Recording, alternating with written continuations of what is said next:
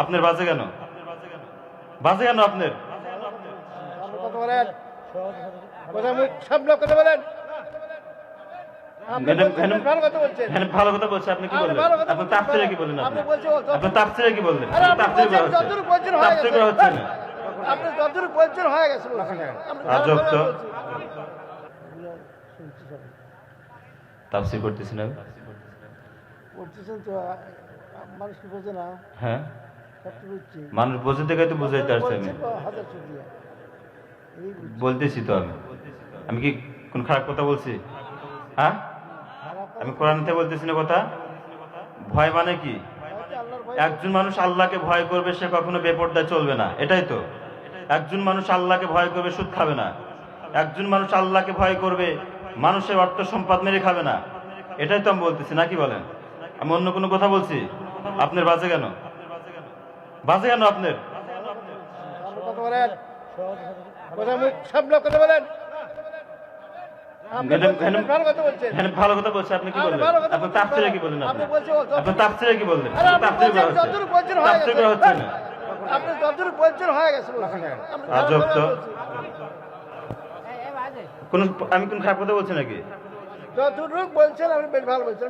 আমার খারাপ কথা বলছি? আপনারা আছেন না? না, আজকে 12 দিবেন মানে কথা বলার সময় কেউ কথা বলবেন না।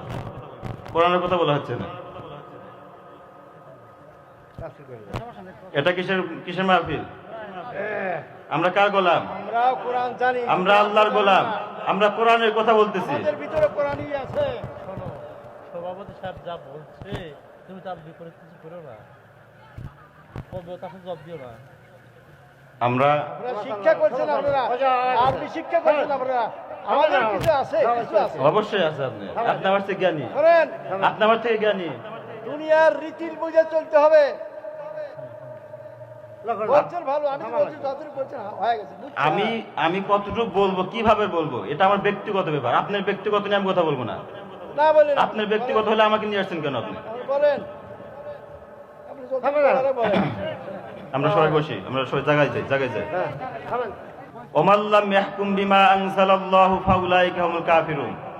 যারা কোরআন এবং হাদিসের কথার বাইরে কথা বলে, যারা আইন বলে, আল্লাহ বলেন এই সমস্ত বান্দা হলো কাফের।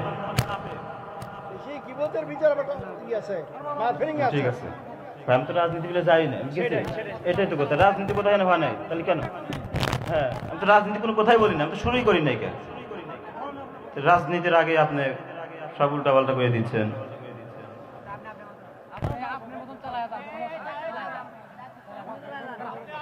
আমি যদি কেচ্ছা গায়ে যাই তাহলে বলবে হুজুর সাহেব কেচ্ছা গাইছে, তাই না? এইগুলো আমাদের পূর্বে ছিল। তো পূর্বে আমরা অনেক কষ্ট করে রক্ত খননের মাধ্যমে আমরা নতুন করে বাংলাদেশ পেয়েছি। নতুন করে আমরা বাংলার জমিনে এরকম কোন দুশ্মনকে আর দেখতে চাই না। কথা বলেন ঠিক কিনা? অতীতেও দেশটারে জ্বালাইয়া গেছেন যুবক ভাইয়া, তারা আমাদের দেশটারে নষ্ট বানাইয়া গেছেন। নতুন করে এই দেশটারে আমরা সুন্দর করে সাজাইছি, সাজানোর চেষ্টায় আছি। যদি রক্ত দিতে হয়, জীবন দিতে হয়, হাজার হাজার রক্তের বিনিময়, জীবনের বিনিময় বাংলার জমিনে ইহুদি খ্রিস্টানপন্থী যারা আছে এদেরকে জুতা পিটা করে বাংলার জমিন থেকে তাড়িয়ে দিতে রাজি আছেন? কারা? দুটি হাত আল্লাহকে দেখা দেয়। নারায়ে তাকবীর, নারায়ে তাকবীর। আল কোরআনের আলো ঘরে ঘরে জ্বলো, ইসলামের শত্রুরা। আমরা কার গোলাম? অতীতেও জ্বালায় গেছে, নতুন করে আমরা কাউরে জ্বালাইতে দিব না। যুবক ভাইরা, কঠিন থেকে কঠিন হতে হবে আপনাদের, ইমানই পাওয়ার জাগরণ হতে হবে।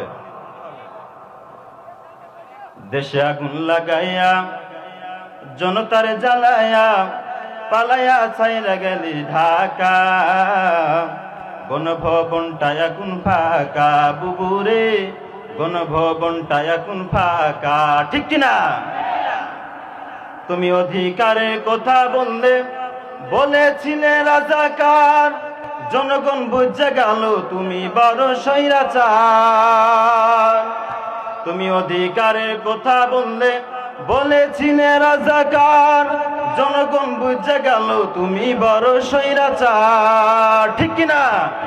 ও তোমার নেই তো শরম লাজ, তুমি বড়ই নাটকবাজ। ও তোমার নেই তো শরম লাজ, তুমি বড়ই নাটকবাজ। কাউয়া ডাকে নায়ার কাকা, গণভবনটা এখন ফাঁকা। বুবুরে গণভবনটা এখন ফাঁকা, ঠিক কিনা? তুমি মিথ্যা মামলায় ফাঁসি দিলে সোনার মানুষগুলো রে, কত বড় ডাইনি সেজে নেই মায়া তার অন্তরে। তুমি মিথ্যা মামলায় ফাঁসি দিলে মহান মানুষগুলো রে, কত বড় ডাইনি সেজে নাই মায়া তার অন্তরে। সেই আদালত আছে, ফাঁসি দড়িও আছে, কবে পাবো বুবু তোমার দেখা?